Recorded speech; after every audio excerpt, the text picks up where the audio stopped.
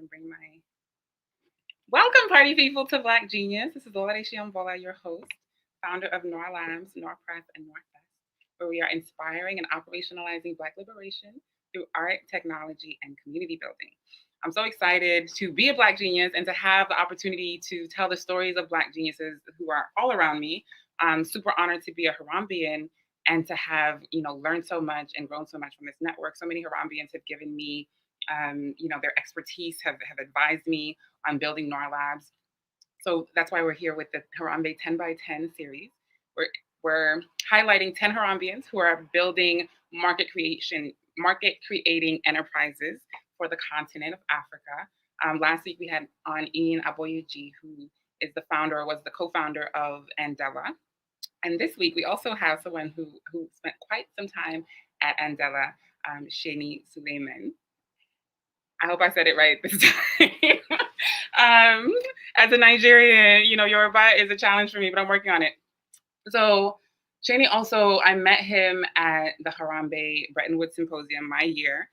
Every cohort, before the lockdown, every cohort would go to Bretton Woods on this long bus ride from Boston and have a really great time bonding, getting to know each other, and learning about building market creating enterprises and how we can maximize our success as founders, how we could collaborate more, how we could build trust, and so it was a really special time, at the end of which I just knew this continent is going to be free in this generation because we have these kind of people committed to the liberation of Africa.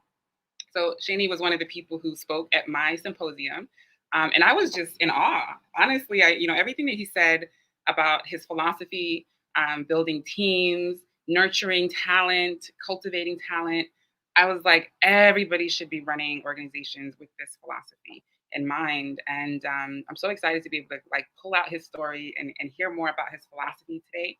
So I'm going to read a bit about Seni. So he spent 4 years at Andela, building the company up about 400%.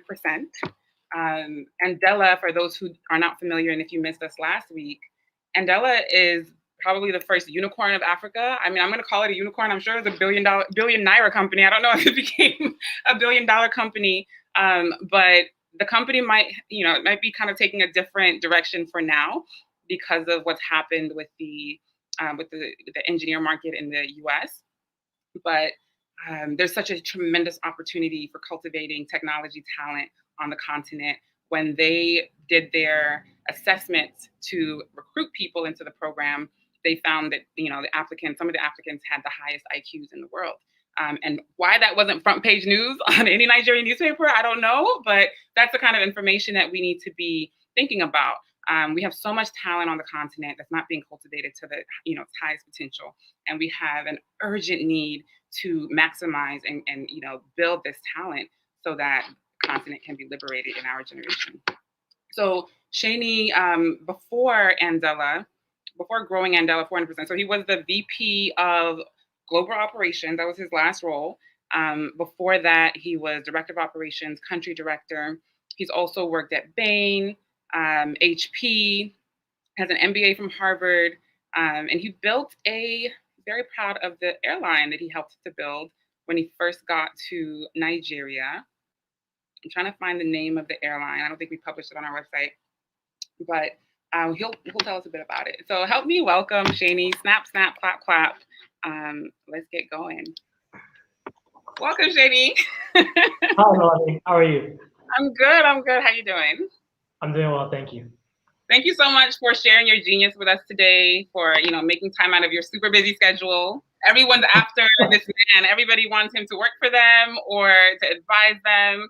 He's been on sabbatical for it hasn't been a year yet. It's 10 months now. Yeah, because it was April, right? April. In May, yeah, I started in May, basically, yes. Started in May, right. And so you said that anytime you kind of come up for some socialization online, people come at you like, come in, and what kind of offers are you getting? What kind of requests are people most desirous of from you?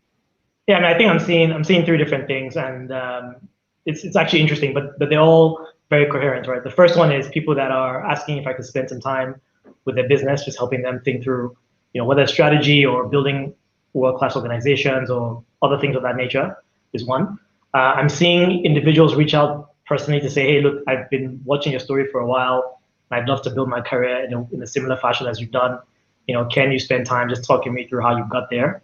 And I think the third I've seen is people saying, hey, how do I get you to come actually help me grow my business internally as well? So, sort of different variations, but I think the same very core concept of people trying to leverage great talent.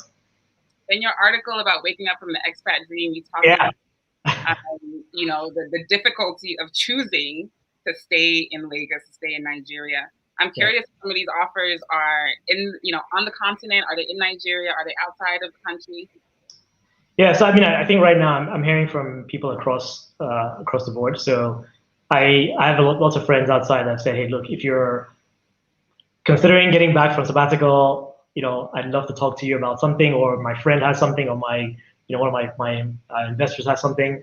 And then I've heard I've been in touch with a number of folks locally as well, both in Nigeria and in other parts of Africa as well, that have said, hey, look, we'd love to get you to come work with us. Are there other parts of Africa that you're drawn to that you really are considering in? I mean, to be honest with you, if I'm not going to be based in Nigeria, I don't think there's anywhere else that I feel strongly about at the moment. So this for me is home. It's where I'm from. It's I can drive around the streets and see places that have this like landmark memories for me, and I think it's the only a couple of countries I feel that way in. And funny enough, it's here in the U.S. Where in the U.S.? So I went to school in Chicago. So naturally, Evanston and Chicago itself, I worked there for a while. And then, of course, I went to school in Boston as well. So I think Boston feels very familiar. But I've visited friends across different parts of the US. And so I think what I mean is just like anywhere I go in Nigeria feels a little bit familiar. And then, not everywhere in the US, but a number of like the major cities in the US will be familiar to me as well. And so I think those are the two places where my experience and my exposure, I think, have sort of been most relevant. So you grew up in Nigeria. Tell me about your upbringing and where you grew up. What's familiar? Yeah, I mean, I grew up in Lagos. My family was a pretty middle-class family. Both parents were civil servants, worked for the government. And my mom was an engineer. My dad was a pilot in the military. And I'd say what I loved about growing up here, I think is actually very different from what maybe other people would think. I grew up in a military base. And so it was actually extremely secure, extremely safe. We had a massive, massive, massive community with people from all walks of life. So you had, very senior people, very junior people, and the kids all living in the same, massive. I don't want to call it like a compound because it's on acres of land, right? It's huge. Yes, it would take us 15 minutes to walk. Huh? By Idumota, down the road from Idumota. Well, actually, no, right by the Air Force, by the airport, by the international airport. There's an Air Force base just like a 5-minute drive from the airport. So that's why I spent the first 13, 14 years of my life. And it was, I had fun, I had friends, most of my childhood friends came from there. I had friends from school, but because of, being on the base, we trusted each other. We could just walk up to each other's homes and, hang out, play video games, things like that. We knew each other's parents. So I had a very sheltered upbringing without knowing it. I thought I thought Nigeria was just like that, and it turned out it wasn't the case. But do they still take care of the military like that? Because I have a feeling it's not the case. So I mean, there's do they take care of the military, but there's also for a kid, what's your experience, right? So up until today, I actually don't know whether or not my parents felt great about Nigeria, in the grand scheme of things. That's their opinion. But I think as a child, being in a place where, my friends and I would literally on a Saturday morning get up, go hang out with each other at maybe 9 a.m., 10 a.m. We walk around for hours, play sports, play video games. And I never once felt unsafe. We'd ride bicycles all over the place. We'd look for trouble. We'd get in trouble and do all of that in like the span of a day and feel like, I felt like I was in the largest piece of land on the planet, right? Because there's just so much to do. So I really enjoyed my childhood, and it was one full of love and friendship. And my home was kind of the hub for all the kids in our neighborhood. So my mom was just really, really warm and really, really nurturing. So everyone would galvanize around our house and play video games, and my mom would get them food, and it was like a go-to place. And we didn't have too many rules in my house as well. That's another thing. So my mom was like, as long as you guys are in the kids' like quarter over there, we're not gonna bother you. Just stay there, don't bother anyone else, and don't leave, and you're fine. Wow. Wow. So that's where you get that warmth from. I have to say something about Black geniuses because people often ask me, what's the criteria? And I think there's a lot of us who are super smart and gifted and doing amazing things in the world, but I think that capacity to give back and to be warm and welcoming, and to really nurture healthy relationships is really kind of a superpower. So it sounds like I think so. I mean, and that's one thing I would say that I definitely got from my mom, 100%. I think my mom is a genius. I don't think I'm a genius, but I definitely got the warmth from her.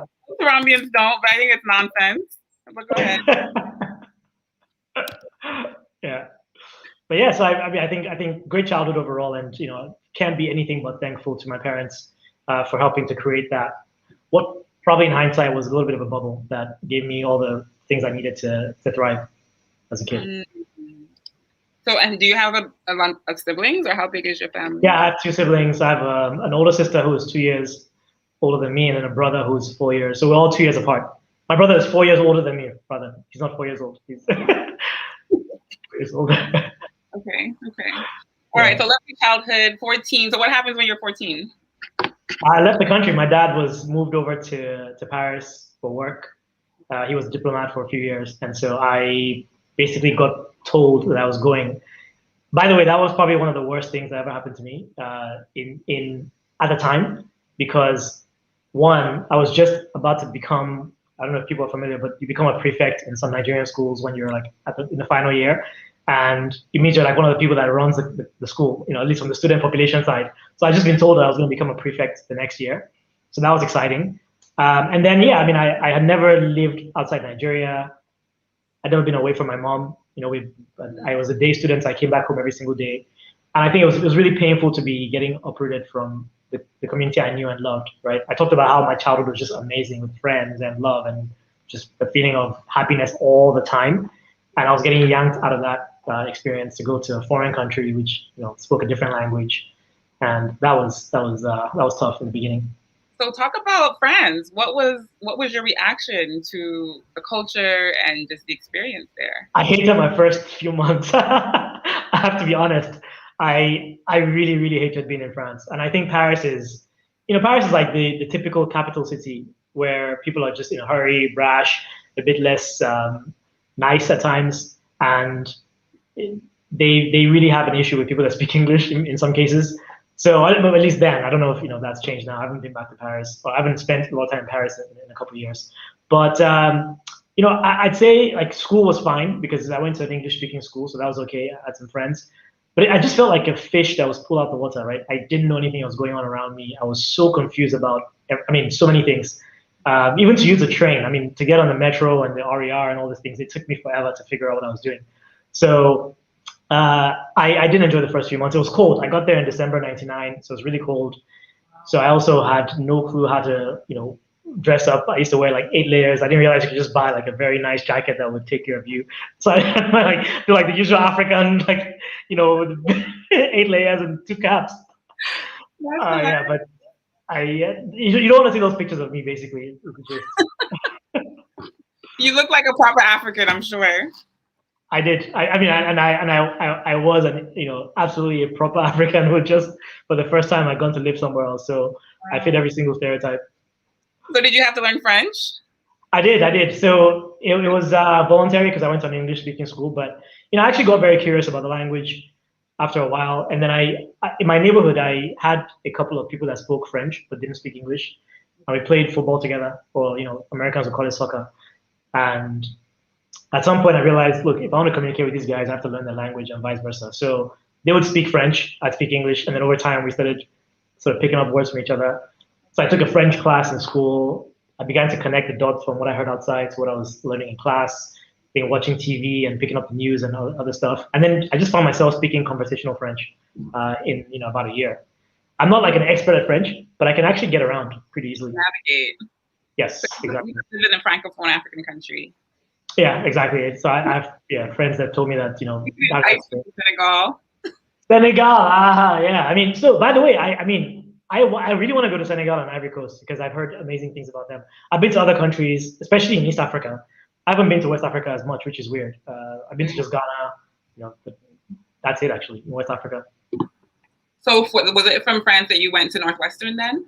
Yes, exactly. So I went to a different school for just a year and then transferred to Northwestern. And so I spent the rest of my days in Chicago University. How did you find Chicago, and what was your reaction like to the Black American culture? I think I would probably delay my thinking around that till the very end of university because, to be honest with you, I actually did not know anything about this Black American versus non-Black American context, right? For me, I think being in Paris was a good segue, right? Because the US, I think, is one of the worst countries in terms of just the presence of racial tensions. And so I think I got a bit of a bridge where I got to realize in Paris that yeah, people are different and not everyone is thought of as equal. But it didn't really affect me personally. I think I was too young to feel it that much in Paris, right? And maybe I was also too sheltered because my parents, again, like made sure that I had a very curated experience there. I had friends from all over the world. So, I had friends from the Middle East, I had friends from Asia, I had friends from Africa, Latin America when I was in Paris. So I got to really see the world as a global citizen. I didn't really think through, me being that different. What I knew again was that I was coming to a place where I didn't know how half the stuff worked. So that was very clear. But it didn't feel like I was different from other people in that sense. I just knew I was this African guy and no one really understood me at first as well, right? So that was clear. But I didn't feel inferior. I just felt different. I think in the US, it was a bit shocking to realize, just how much people had this thing planted in their heads from much earlier about how not only are they different, but also in some cases they're inferior to other races. My first year was one of the biggest things that stood out to me, and I didn't really understand it for years. So what was your experience? How did you kind of come to realize what was on ground?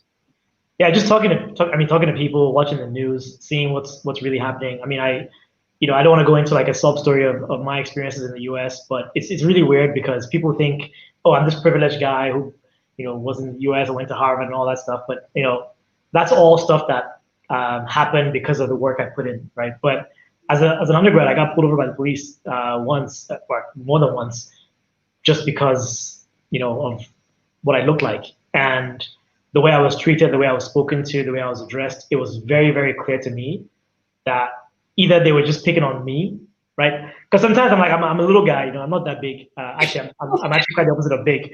So maybe it's because I'm small. People are like, okay, this guy looks like a good target to be picked on. Or maybe it's something else. Or maybe the guy's just in a bad mood. So I think the first time I was like, yeah, it could be all different things. But then the second time and the third time, I'm like, okay, something is going on here. This doesn't sound. And then I think the media and the things you hear about in the media then sort of feed into it as well. So it's actually I'll be honest, it's hard to differentiate between, is it this one individual on this one day? Is it me? Is it my skin? Whatnot? And I think what my conclusion then became was humans are generally not crazy. So if you have thousands of people, hundreds of thousands of people telling you that there's an issue around race relations, they're probably not crazy. It's probably true. So I then began to say, okay, maybe the things you're experiencing are not one-offs. And by the way, I probably experienced infinitely less than the average American ever does, right? So I'm not trying to make myself the center of attention here, but I think that's what opened my eyes to just being in that position and seeing that this can actually happen to anyone. Like you can get pulled over and spoken to like you're a piece of crap. I was like, okay, I'm beginning to get it now.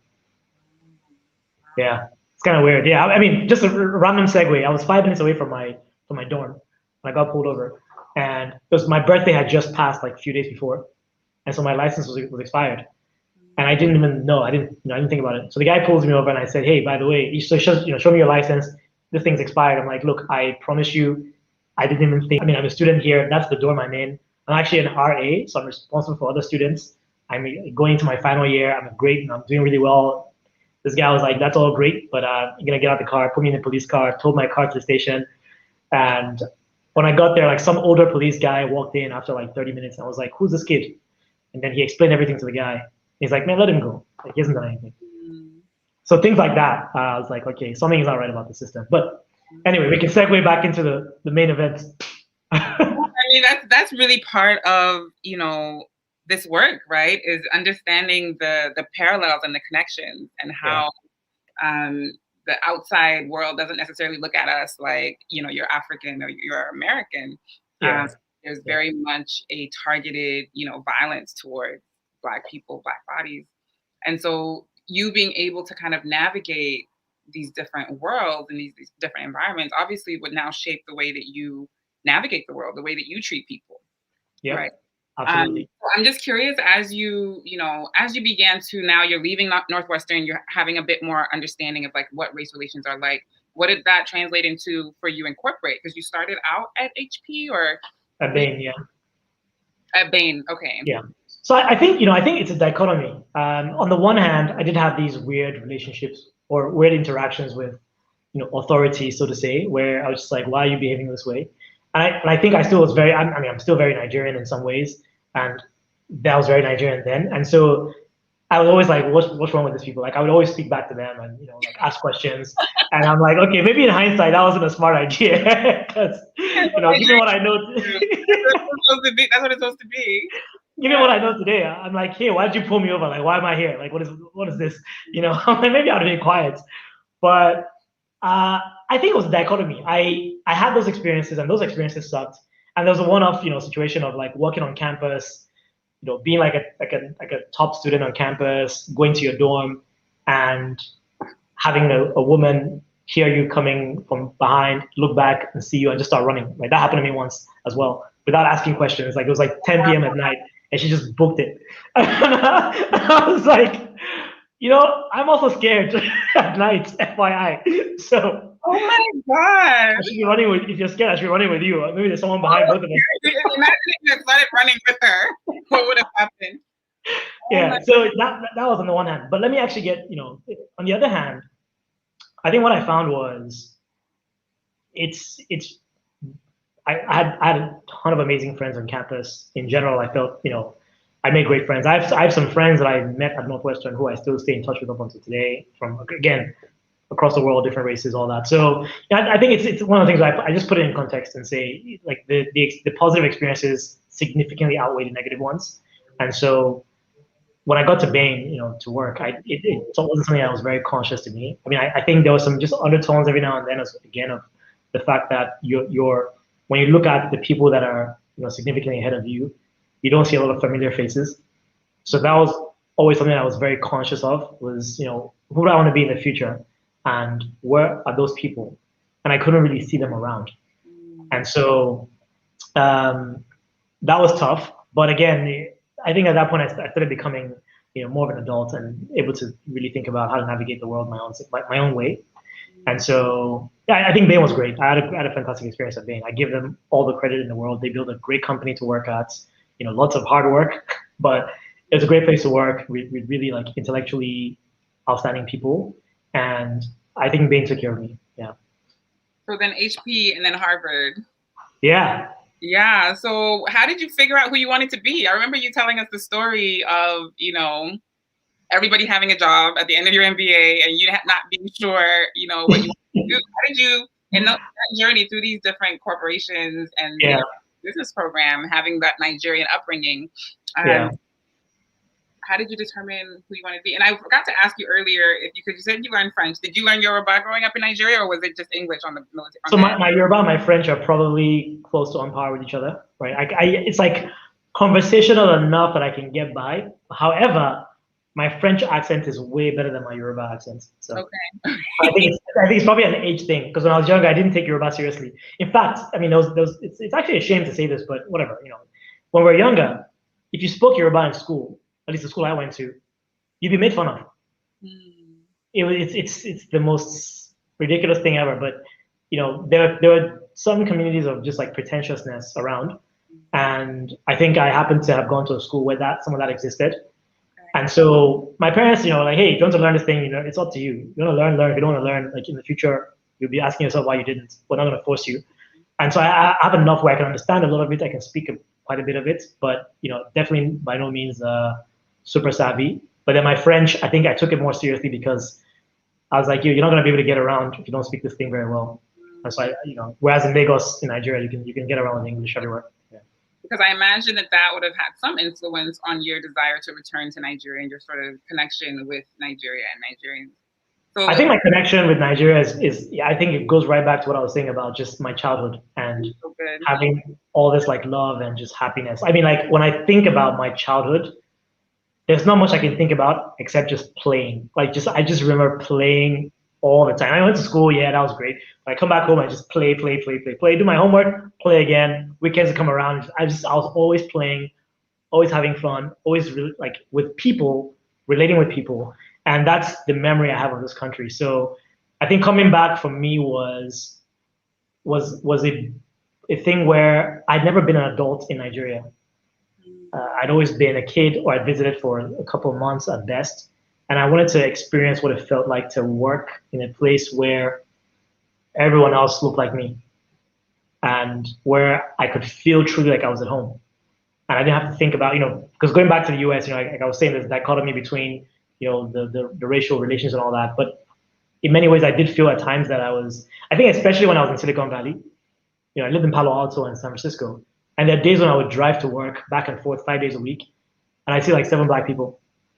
I'm just like, okay, this is crazy because clearly you guys are somewhere. So I, found communities and, I hang out with them. And I used to go to Oakland because there was a Black club in Oakland. And I would go way out of our way to get, to go to places that would just give us a sense of community. So at some point, I'm like, I'm actually tired of this thing. And I want to come back and be in a place where I can just think every single day about what I want to do and what I want to create for the world and who I am, and not worry about whether or not, people look like me or sound like me or whether I look different. And that was a big motivation. But also, I think I was getting to a place where I felt like I developed experience and some level of expertise in, how to work within teams, how to drive, strategy, how to think through problem solving, how to help businesses get better at what they do. And I figured I would try to use some of that for the benefit of Nigeria and Africa. So what would you say, really shaped, I don't know, maybe 3 experiences or learnings that really shaped the way that you approach business strategy? Yeah. So I think one of them was just me completely bombing one of my projects at Bain. I I was an engineer's engineer. I was the guy who was literally building circuits and staying up till 2 a.m. in the lab to make sure that the wire was straight and not curved. And I went to work in management consulting. And while I was there, in my second year, they put me in this group at Bain called the Private Equity Group. And so we're basically doing due diligence. So, I mean, to make it simple, a company wants to a fund wants to buy a company, and they want to understand whether the business is a good business. So they call Bain in and say, hey, help us do some market research on, how fast is the company going to grow, industry going to grow? How do you think they're going to do in terms of market share and margins?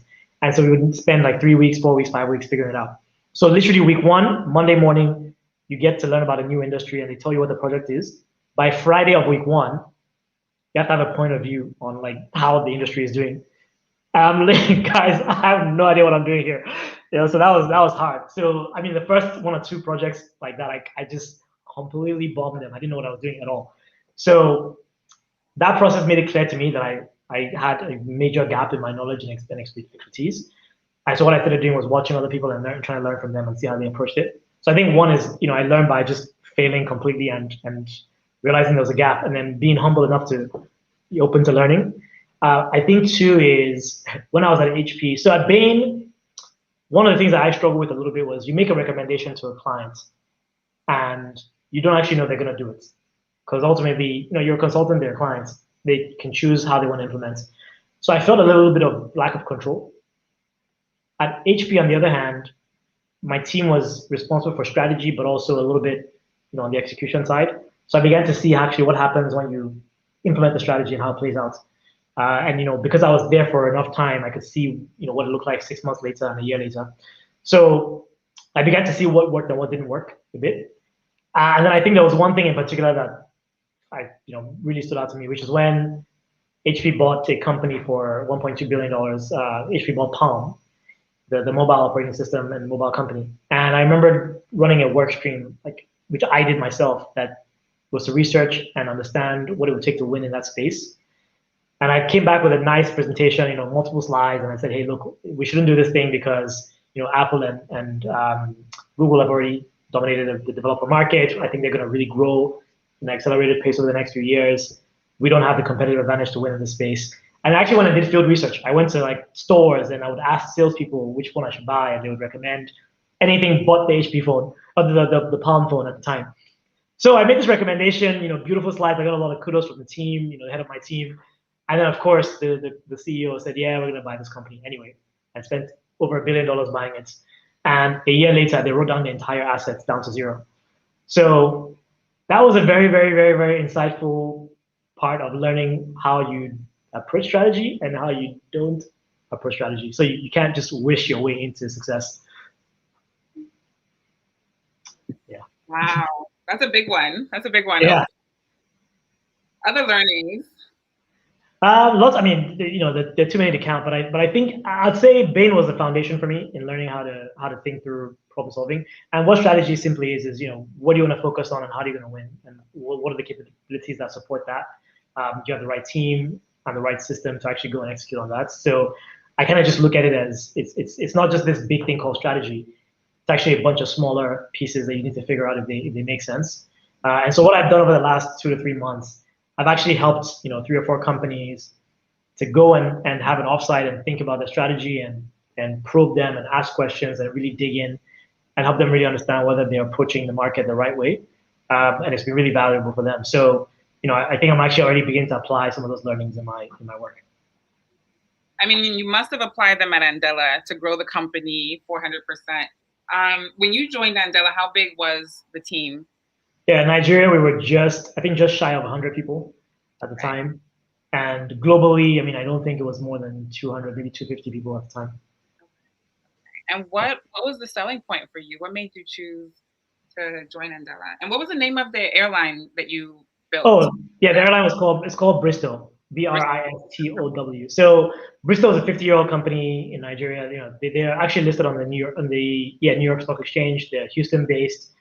And they've been operating in Nigeria for 50 years, but they wanted to try out something new and innovate into a new business space. So I got approached by the team and said, hey, can you help us build an airline?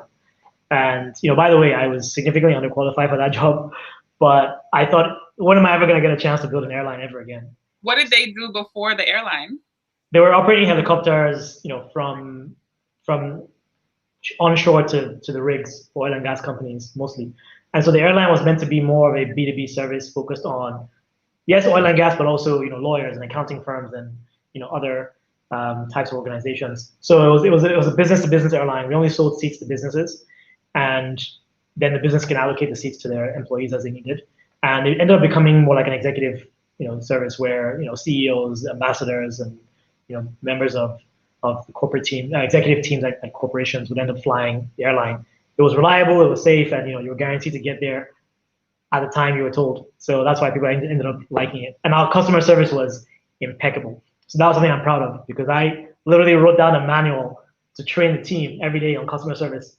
And it turned out to be one of the best. We would get people writing letters to us saying they've flown around the world, and this is one of the best airlines they've flown. And I'm not even exaggerating this. And that would just make me so happy. That's absolutely incredible. I mean, for an airline in Nigeria. Yeah, for real. Yeah. But most people don't know about it because it's B2B, so it's pretty small. And I think with COVID and everything else, it might be in a pretty rough spot, as most airlines in the world are. I hope it recovers, but at this point, I guess no way to tell whether it will. I'm curious about the beginnings of your time at Bristow, and we'll get back to the Andela question. Yes. I remember you talking about it at the summit, and how you kind of, like you said earlier, you felt like you were out of your depth, right? Like you didn't really have that much experience. I mean, any experience in this industry. Yeah. So at a point, there's a reckoning where you're like, okay, can I do this or can I not? Yep. What made you feel confident that you could take the job on? And what was the first, few problems you had to solve? I don't think I ever felt confident I could take the job on, to be honest with you. I think there was always a little bit of trepidation there. But what I saw was a big challenge. And from my experience, I've always seen that big challenges lead to big learnings and big growth, right? So I figured if they felt confident in giving me this thing to do, then, and they asked me a bunch of questions and put me through the ringer, I figured they've probably done their homework. And I feel that there's some I guess support system I can tap into, and also use my own just sheer willpower to push through. So that's kind of what it was. In terms of some of the challenges, I mean, up front, the first few meetings, the people were just using jargon that I had no clue about, right? You're sitting in the room and just hearing people talk about different documentation that are needed, different parts, different aspects of running an aviation business. And I'm sitting there thinking, when do I ask for clarification? When do I pretend I know? When do I just shut up because it's not the right time to ask questions? And I would just go back and ask a ton of questions after every meeting and research. And then, of course, I got comfortable enough where I started saying, hey, look, that thing you said, what does that mean? Right in the meeting. And people knew that I was new and understood that I'm not supposed to know most of these things they're talking about. So I think it's the humility to learn. You know, this is one thing that, because I wrote an article or did an interview just after I came back to Nigeria and shortly after I started working. And I remember one of the things I said was a lot of folks who move back, one of the challenges they face is there's a level of hubris that people bring with them. It's like, okay, I know this much because I worked in America, or I worked in the UK, elsewhere, and let me show these people how smart I am. And I think if you were to move from one industry to another in the US or in Canada or in UK, or go from small business to large business or vice versa, there's a level of humility that you actually take with you and say, look, there's some things I don't know. Let me ask questions. If we were to move from here to China, for example, we would not assume that we know everything. We would assume there's a lot of things we don't know. And so I think that for me, it was very clear early on that moving to Nigeria, as an adult working for the first time in Nigeria, like in a real career, I need to be humble enough to understand that there are lots of things I'm not going to know. And so that allowed people to feel comfortable teaching me and helping me learn along the way. Wow. And so how big was the team that you managed at Bristow?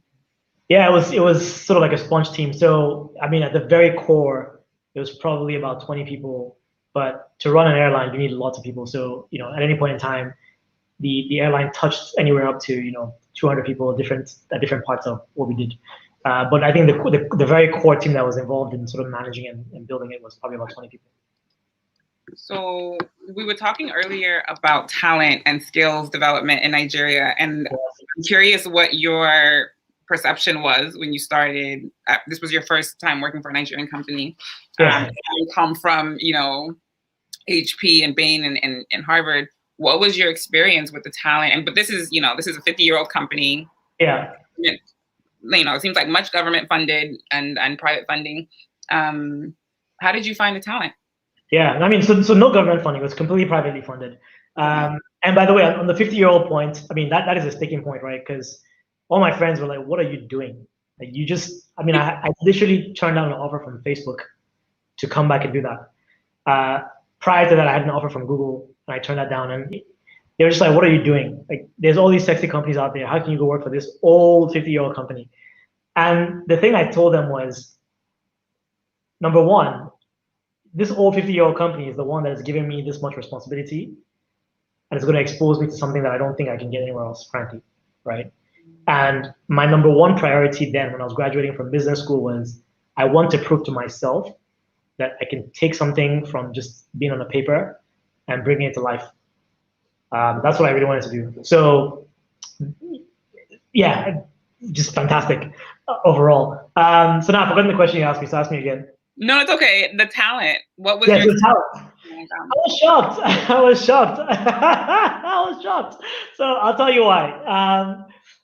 By the way, there are some amazing people that I worked with at Bristow. I mean, like, just amazing people. Again, I'm in touch with a number of them. I even was on a call with one of them 2 days ago. And I mean, just great humans. But I think what I found is the system as a whole, for some people, and for a lot of people, that is, the system didn't necessarily push them to really accelerate on a global level, especially around the area of professional skills and soft skills. On the technical side, hands down, I mean, they're competitive with anybody any day, right? If you're running an aviation business, you just have to know your stuff. So there's trainings, there's all this stuff. But in the way in which you work with people, how you collaborate, how you communicate, how you engage, how you express problems and challenges, I mean, there was a lot of room for improvement. I used to get so frustrated at times. You have meetings, people don't show up on time or show up at all, and you get a call like 10 minutes in. Oh, by the way, I'm sorry, I had to go do this other thing. I can't make it. You're like, but this is 10 minutes into the meeting. Like, what? So that, or like you send emails, people don't reply your email. or you like, you know someone is owing you some work. Like you have a thing that you need to deliver today, and the person who's supposed to send you some stuff hasn't sent it yet. You go to lunch and you see them kind of just hanging out and laughing and having a conversation, and you're just like, gosh, oh my goodness. So yeah, it was tough. It was tough. But again, it's a different business environment, and you have to learn how to. I don't think I ever accepted it, right? And the reason why we ended up being successful at getting this thing up and running in 18 months was I didn't accept it. I fought hard against it. But you have to learn how to get people to understand why you're doing that and motivate them to move in the direction you want to move them in. How did you do that? Because that's basically where we're at right now. I was telling you earlier that we have this team on ground in Nigeria. Yeah. And I'm really like, I don't care what it takes. I want to have talent on ground on the continent that's doing this work with us. But a lot of that stuff is, like you talked about, very, very real. Yeah. What techniques did you use to get people to understand and to be inspired to, operate at that level of excellence? Yeah, I mean, I think one is a lot of people don't actually know what good looks like, and you can't blame them, right? The average, and I say this with no disrespect or condescension whatsoever, but the average Nigerian in their lifetime only experiences good through the movies, or if they happen to travel. Just think about the average person. You wake up in a crappy hospital. Wow. You go to schools that are not equipped to be 21st century schools. You just walk down the road that isn't built well. You go into buildings that aren't built well. You go work at companies where things are not that well organized. You deal with states. You go get a driver's license. It's completely crap. So every single thing you deal with along the way is just subpar, it's mediocre at best. And I think we expect those people to just wake up and know what great looks like. And so for me, the first thing is, do people even understand what good looks like? And so how do you show them what good looks like? And that's one thing I focus on a lot, is helping people to see what is possible. And then you show them you believe in them, and you will kind of support them to get there. Now, depending on the kind of context you're in and environment you're in, you may not have the time or the patience or the resources to do all that. But for me, as a leader of people and a manager of people, it is a humongous priority for everyone who ever works with me to walk away much better than they were before. And so I take that upon myself as a fundamental, responsibility. So I think that's one. I show them what better could look like, and then I hold them to a higher standard and let them know that if they don't deliver to that standard, I'm not going to be angry at them. It's not about me and them. I'm disappointed in them because I know they can do better than this, and they're not reaching their full potential. So I'm disappointed for them on their behalf. And of course, as a result of their disappointment or my disappointment in them, it becomes very clear how their work impacts the team as well, right? So I kind of use some of those tools as a way to get people to have some level of self-motivation. You're not doing it for me, you're doing it for yourself. You're doing it for your colleagues, you're doing it for the team. And then, of course, you then have the stick, which is like, obviously promotions and compensation increases and, actually remaining in the job, all tied to you delivering. And then you can kind of bring in the stick. But the first thing for me is the carrot, which is you can do better. You want to be a global citizen one day. I've been there before. This is what it takes to get there.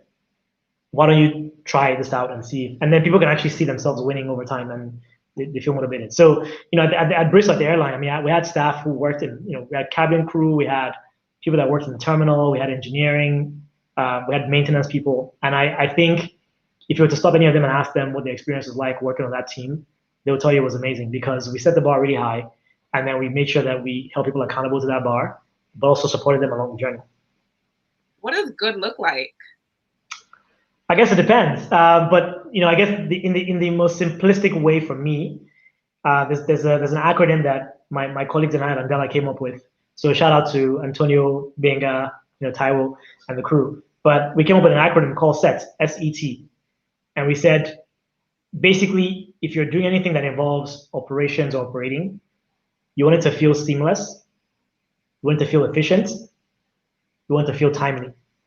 And so when people interact with whatever it is that you do, it should just feel very seamless. And things should just work really smoothly, like a well-oiled machine that's just working. And things should happen timely because at the end of the day, time is money. And if things can be done timely, then a lot of stuff has to happen to make that come true. So that's the mentality I operate with, generally speaking. And I think I had that mentality even pre-Andela. But working with my colleagues at Andela to kind of give it a name was really helpful. Is there any additional education that was helpful for you beyond Harvard, beyond your MBA? Like, how did you, maybe you built the skills in your MBA program to cultivate these teams and obviously in your other roles, but I'm curious what skills you feel like people would need to kind of duplicate. I told you earlier that you need to duplicate yourself. You're the most, right? What are the hard skills? Like, where can people get these skills? And we'll talk about your masterclass eventually as awesome. well. Cool. So for me, learning is and developing capabilities. There are sort of 3 or 4 or 5 components. I'd say maybe 5. One is you need to learn formally, right? So this is where things like school come in, or trainings come in rather. That's where you kind of get formalized content and just horizon building, content delivered to you. That's one. 2 is I think there's a lot of self-learning that needs to happen. That's why you read books, you watch videos, you listen to podcasts. I have a few people that I try to watch videos every month or 2 because they're just experienced COOs or CEOs or people that have built stuff in the past. 3 is you do the work. So you actually go to work, take on your responsibilities, challenge yourself. You do what I did at Bristol, where you take on stuff and try to figure it out and get help. So doing the work is a major component of learning and growing and developing these skills. Number 4, I would say, is around coaching and mentorship. So it's you finding people that have either been down that path and can help you see things that you couldn't see, help you see around corners, if you will, or people that are just able to get you to think about things differently. So I think mentoring is more of someone that knows the answer, is helping you figure it out. A coach probably doesn't know the answer, but they just help you think through it a bit more. And then the last thing is communities.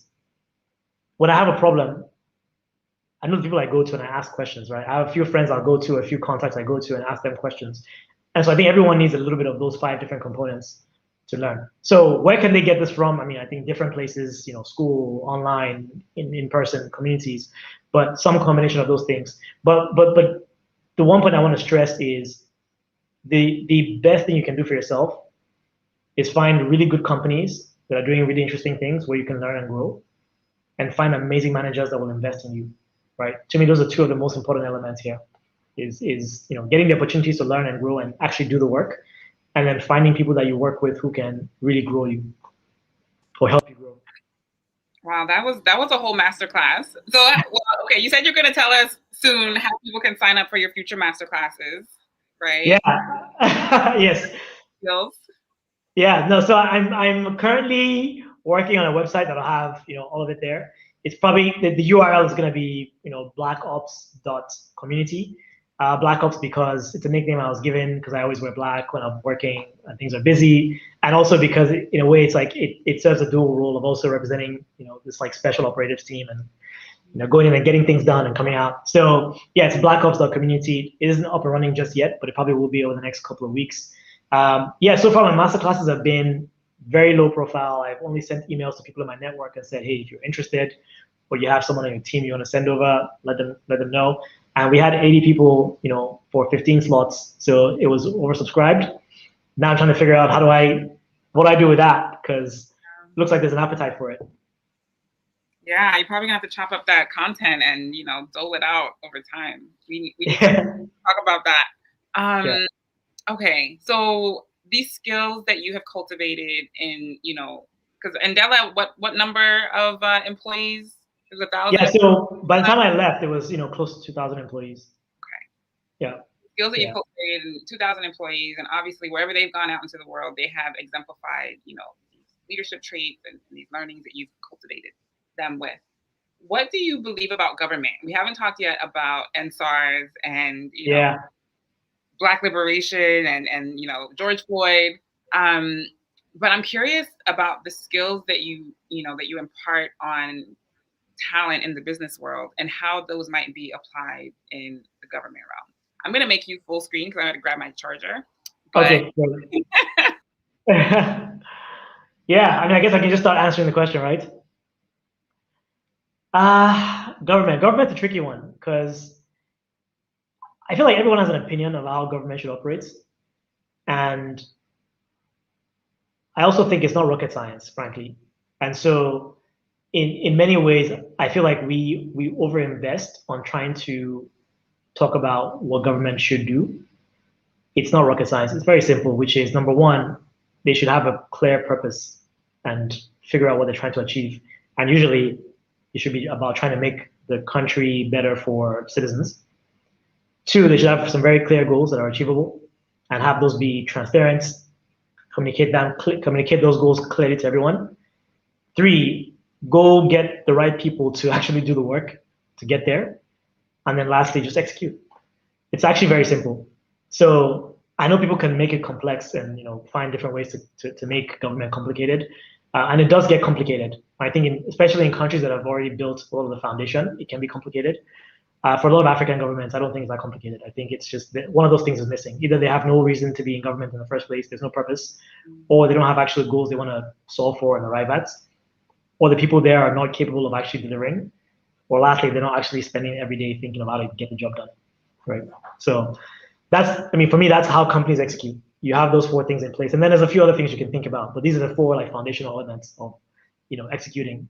And I think governments are if they were serious, they could get it done. How did you experience NSARS last year? You wrote your article, the article that inspired between what you wrote and what Ian wrote about Nigeria's 60th independence. Really was what inspired me to start this series. And you published these writings literally. Was it even a week? I feel like the first big protest might have been October 10th. Yeah. And so it just felt really prescient what you were writing about the country potentially becoming worse than it already was. I've read that article probably about 3 or 4 times now. How did you experience NSARS in light of what you were already feeling about the country? Yeah, the timing was crazy because my article came out just literally a week or two before it happened, and I think to be very honest with you, so I haven't read Ian's article, so I'm not sure. I can't reference that because I'm not sure what it contained. But the feeling I had was not surprised, which is scary. I always knew that it was going to come to that, and I hate to say this because it feels like, oh, why are you wishing for the worst? But if you grew up in my dad is one of the military people that thought the military had no business in government, right? His thing was always the military should be securing the borders from foreign threats. But growing up on a military base and knowing how people in the military think of civilians, there's no way I could imagine a world where you would actually force the hand of the government, especially one that is run by a former military general. How does the military think about civilians from your experience? You're bloody civilians.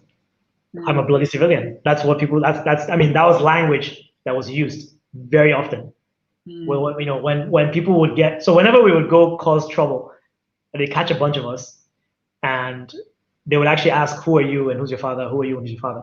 And the people whose fathers were like Mr. Something, oh, you're a bloody civilian, and they just kind of give them a whooping, right? Yeah. So it's that's just culture. That's military culture, and I unfortunately think that we overestimated how much thought goes into running this country. Young people are fighting for what they deserve. Nobody should be out on the street protesting because they're getting harassed by the police. That is insane. You shouldn't be getting harassed by the police in the first place. So I think people are well within their rights to be asking for justice and reform and for things to change. And I think, kudos to all the brave people that were out there that were making all the noise, that were coordinating all the different activities to make this happen. And I also think that we miscalculated as young people. We miscalculated who our opponent was, and our opponent is just not interested in running a country that works for young people. So it is heartbreaking. It is sad. I wasn't surprised. I was still heartbroken because I realized a whole new generation will realize what a lot of us had already realized before, which is that there's no hope at that level in the country. And for those people, they would mentally check out and they'll just be looking for a way to get out of the country, right? So we're going to lose an entire generation of people that wanted to do good and create value. So that was what for me was heartbreaking. So again, I was disappointed in the system. The same way I work, when people don't deliver, I'm disappointed in them not angry, disappointed in them. I was disappointed in the system because I said, look, you had a chance to give an entire young generation the belief that they could expect something different in their lifetime, and you kind of just wasted that entire opportunity. So, it was heartbreaking. It was frustrating to see it happen in real time, but I unfortunately don't see how it would have played out differently with the current people we have running the country. What do you hope to see in the next 2 years? It's probably going to be an election. Elections usually Yeah. happen in February, don't they? Yeah. So what I realized is I don't have a right to hope to see anything, right? I have a right to do what I can to try to bring my desires to life. But there are 180 to 200 million Nigerians, whatever the right number is, and every one of those people has a right to decide what they want to see themselves. So people have to decide what they want to see. I know what I want to see for myself, right? But I think everyone has to decide what they want to see. But I think ultimately, to sort of be more direct at answering the question, it is. I'm torn between being optimistic and saying maybe we will actually galvanize as a population and back people that are going to go in and try to make a difference on the one hand, and between my more pragmatic view that says the average Nigerian today is just poor and struggling to make ends meet and is going to respond to very, very, very visible incentives. So building infrastructure, investing in the economy, these are all longer term plays. Even if you get the perfect government in office tomorrow, it will take 10, 15, 20 years before we start to see like real massive changes happen. So they're going to respond to food and to getting paid. And how do you balance these two things? I don't know. So I don't think I have a right because I'm not doing much to change how the government is running or how the country runs. I'm focusing on my sort of private sector bubble and thinking of how do I influence and motivate and engage and help people who can grow and learn and become great leaders in their own right. But maybe somebody who's more politically active could have a stronger opinion that is also backed by them doing stuff. So you don't think that the work that you do influences policy, politics? No, I don't. I mean, and it's unfortunate because when I first joined Andela, I think a big part of my aspirations was that we would eventually influence the country's curriculum, like the way we think about software engineering, the way we think about the future of talent, that we could actually influence that. And I went into a bunch of government panels, a bunch of government conversations at the local level, at the federal level, and like where are we today, right? So no, I don't think that my work directly impacts anything around governance. And I've come to be okay with that because Cultivating leaders. I'm cultivating leaders who right now are all in the private sector, right? Like most of the people that worked with me on my team who have left and gone to do other amazing things are in the private sector. So do I hope that some of them will go and eventually join government? Absolutely. But until I see that happen, but I also can't wish that on them. Like I'm not going into government. There's a reason why. So I can't wish that anybody else does. If they want to do that and they believe that that's their calling, by all means, we'll all benefit from it. But I can't be a hypocrite and ask someone to do what I'm not doing myself. There's a quote that I saw yesterday that this reminds me of, and I wanna read from it a bit. It was just a comment on, I don't know how it's pronounced, Tekedia, the education platform. How is it pronounced? I think it's Tekedia, but I also don't know actually. This is Francis Ogwaju. He wrote, "The governments are also in need of solutions. They're as confused and overwhelmed as anyone else. And so if you excel in anything, the government will equally pay attention to you. People build nations. No government ever built a nation. Governments only come to dominate. They are never configured to build anything profound. Humans remain the greatest institutions, the ultimate natural resources, not the things you mine from the ground. Human minds trump them all." I'm laughing because at some point last year, I said I was gonna basically stop talking about Nigerian governments because it's a waste of energy. I mean, frankly, like I'm being very direct and blunt because we shouldn't pretend. But since I was 13, yeah, because I remember when I left Nigeria around 13, 14, I hoped Nigeria would be better. And we're talking about what, almost 3 decades. So yeah, the private sector has helped to move the country forward. I think some pockets of government have helped to move the country forward. But by and large, if we're being honest and fair, we haven't scratched the surface in what's possible. And we're not behaving like a serious country when it comes to governance and government. So no offense to anyone, but I think it's a waste of my time to speak about government. And I'm just being real. Like I think nothing.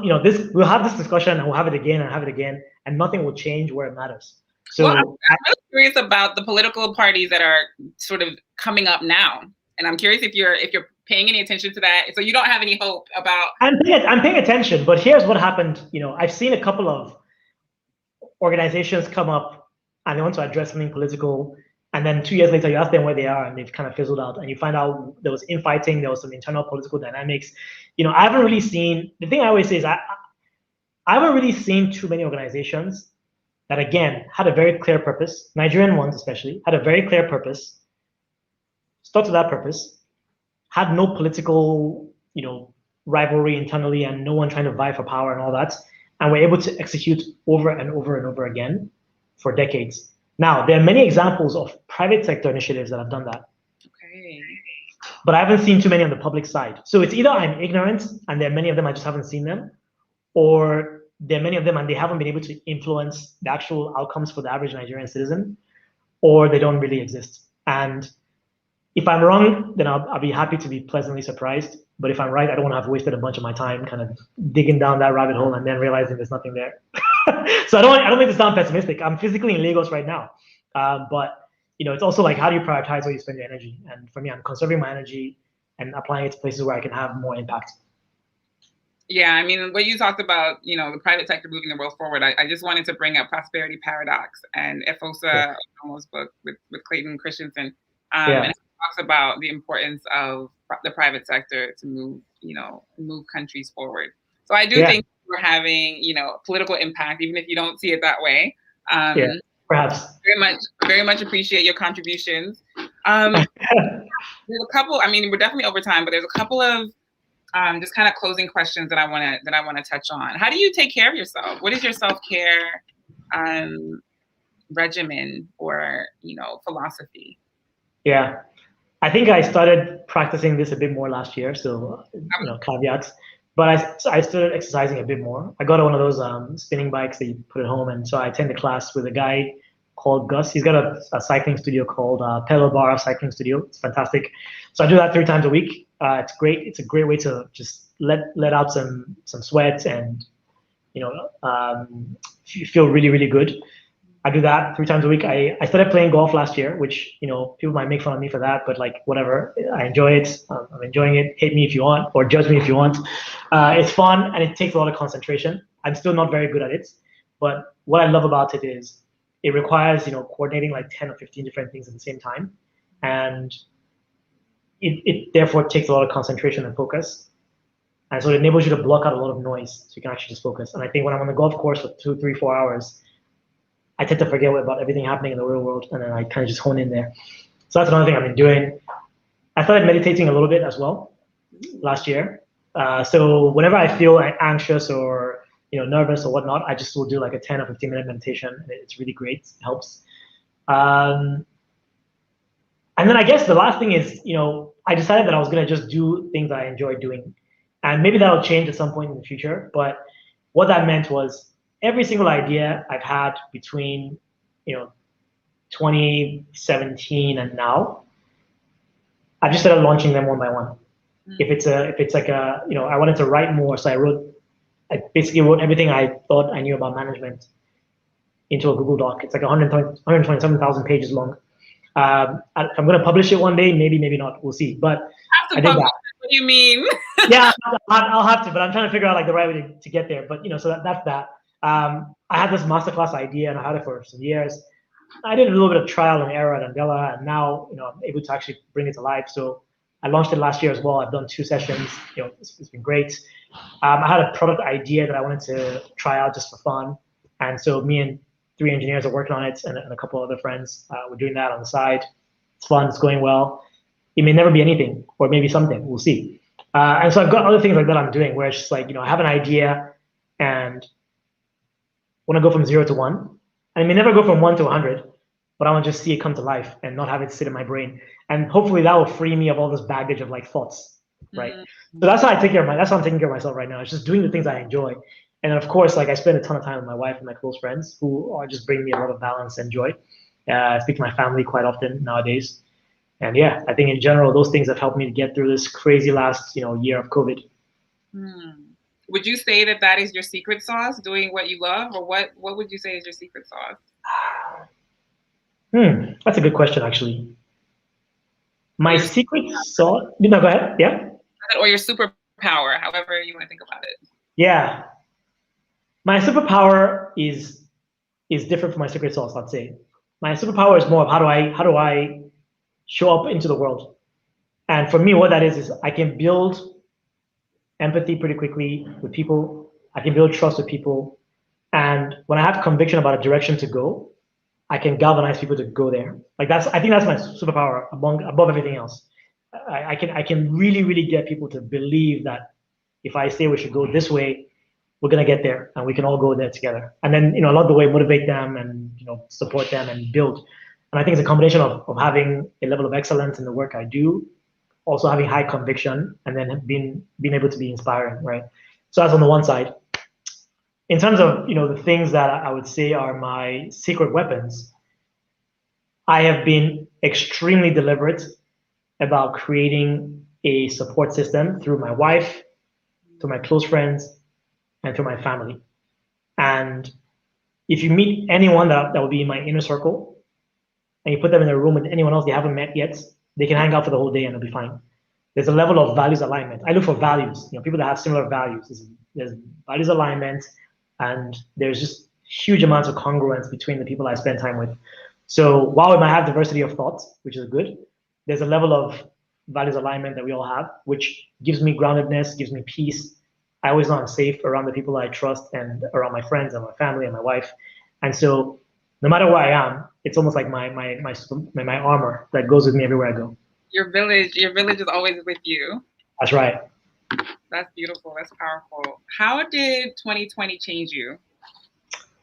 2020 was tough for me. I just took a sabbatical thinking I was going to travel and see the world and meet up with friends and go get inspired elsewhere. And then I got locked down in Lagos for a few months. It was tough. I went from being excited that I had all this free time and I didn't have to go anywhere and I didn't have to leave my home and really enjoying that for like 2 or 3 months to then being a bit anxious that my entire sabbatical will be spent on lockdown, to not knowing when the world would open up again. And I started getting really, really anxious and nervous. I don't know why, but every night I would go to bed at night and wake up and just be anxious. So I had to start to find inner peace. My mom always says, find your inner peace. And she's told me this since I was, maybe 15 or 16. Find your inner peace, find your inner peace. And I remember her saying that, and I started trying to look for my inner peace. And I don't think I found 100% of my inner peace, but I think I'm significantly further than I was, in say July of last year when the world was crumbling around me. It's COVID, there's Black Lives Matter, there's not being able to travel, there's not being able to see your closest friends and family, and not knowing when things will change. So yeah, I started to look for inner peace. So meditation, exercising, reading a lot of books, not because they were inspirational, but because they allowed me to step away from the real world for a second and just be away. And I think just realizing that I've gotten this far in life because I'm competent and capable and able to make really good decisions. And so, COVID is going to last for a year, maybe 2. But beyond that, 20 years from now, it would just be a blip on the radar. So get over it and move on with life. That's kind of what I told myself. And I'm still in that process. I still have days where I feel a little bit anxious just about where the world is going and where my place is in that world. But then I remember how I got here, and I remember it's going to take me forward as well. Wow. Well, we're going to save the remaining questions for the next time that we're going to bring you on, because we could go on for quite some time. Yeah.